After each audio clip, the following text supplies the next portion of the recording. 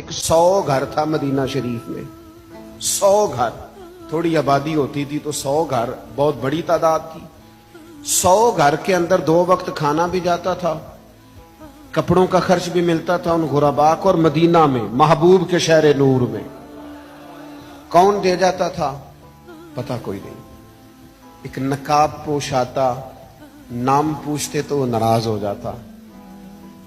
फिर अचानक वो खाना आना बंद हुआ, सालों आता रहा। फिर वो चीजें बंद हुई तो लोग एक दूसरे से पूछने लगे, तेरे घर कब से नहीं आया? कहा 18 मुहर्रम से। तेरे घर कब से नहीं आया? 18 मुहर्रम से। तेरे घर कब से नहीं आया? 18 मुहर्रम से। वो जब एक दूसरे को तफसीलात बताने लगे तो फिर गुरबा ने मिल के कहा, पता करो 18 मुहर्रम को मदीना शहर से कौन रुखसत हुआ है।